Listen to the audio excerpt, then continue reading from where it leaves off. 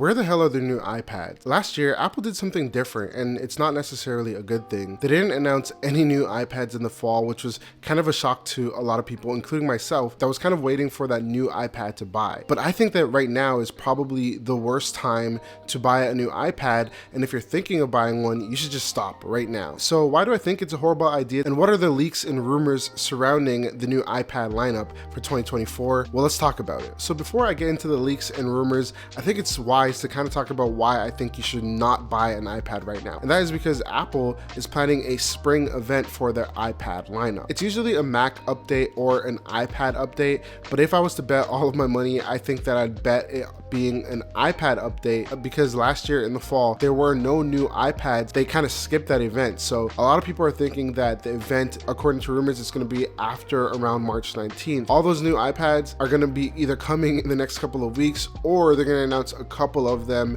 and then announce the rest of them in the fall. So let's start off with the iPad Pro. Now, the current iPad Pro, which was released in 2022, currently features the M2 chip, and that's plenty powerful. I think it's actually overkill for what a lot of people want to do with an iPad. You can edit videos, you can do a lot with that iPad. But according to the latest leaks and rumors, Apple is apparently adding the M3 chip to that iPad. The new iPad Pro 2024 will have the exact same chip as the base model MacBook Pro.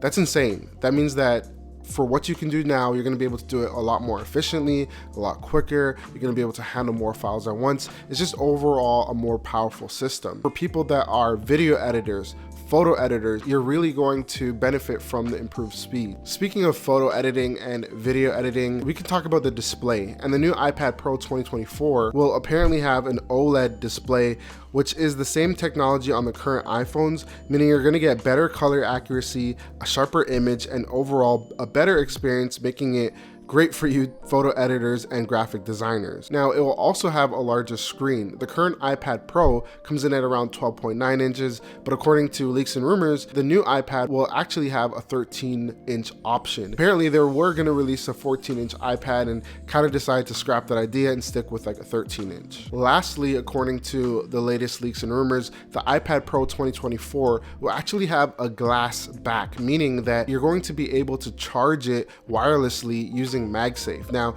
I'm no designer, but I am a little bit interested to see how Apple will actually implement that. Like, I'm picturing a 13-inch iPad on a small little MagSafe puck, or even on any wireless charger. Like, how are they going to do that? But hey, that's why Apple gets paid the big bucks and I'm just a small YouTuber. All right, so everything sounded really good so far. There has to be a downer, right?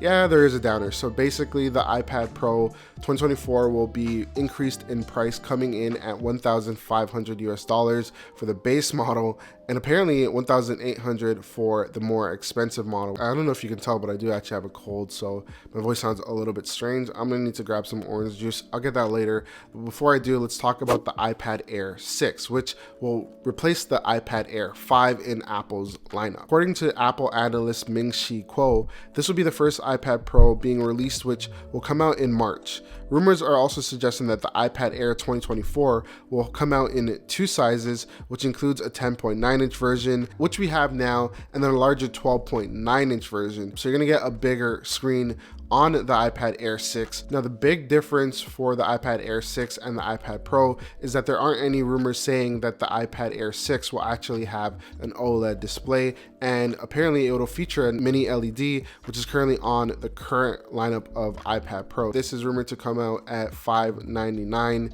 and is the same price as the current iPad Air lineup. In terms of storage, it starts at 64 gigs, which for $599, I don't think that's worth it. I really don't. An iPad that I'm actually more excited about is the iPad 11. This is probably an iPad that I'm gonna end up getting because I like, again, where it sits in the lineup. It's the iPad that if you're a parent and you wanna get an iPad for your child, then this is the iPad to get. iPad 11 apparently will have the A16 Bionic chip, which I think is a good addition because the previous one, I believe, had the A14 chip, which was a little bit old and I don't think it made a lot of sense. So this one, again, will have the A16 chip, same as the iPhone 15. Now, in terms of design, the iPad 11 11th gen will be very similar to the 10th gen because Apple just updated the 10th gen a couple of years ago. In terms of size and display quality, all those specs are really going to be the same according to the latest leaks and rumors. But one big change that I think is coming to the 11th will be the fact that it will support the Apple Pencil 2. All right, last but not least in the 2024 iPad lineup is the iPad mini 7. And according to leaks and rumors, it won't be getting the M1 chip that you're going to find in the other iPads that I discussed in the video. Not really a problem, because if you're buying the iPad mini, I doubt you're really buying it for heavy intensive graphic photo editing, heavy intensive video editing, anything like that with such a small screen. You're going to want a bigger screen in general if you're going to be doing any intense work. So getting a newer chip doesn't make any sense when you can use the A16. The iPad mini will also probably come in at 64 gigs for the base model, but I think the biggest change seems to be a fixing and addressing of the jelly scroll issue. Now, I'm hearing mixed things on how Apple will do it. Some people are saying that they will add a 120 Hz display, meaning that you're going to notice the jelly scrolling a little bit less, but some people said that they're going to change the display technology. But according to more reliable sources, Apple will be sticking to a LED version and not OLED, which apparently will be coming to the mini lineup in 2026 along with a bigger screen. The mini 7 will cost apparently $499 US. I have a question for you. After watching this video and maybe doing some of your own research, which iPad are you most interested to buy? I have a lot more iPad and iPhone content coming soon, so make sure to stay tuned and I'll see you in the next one. Peace.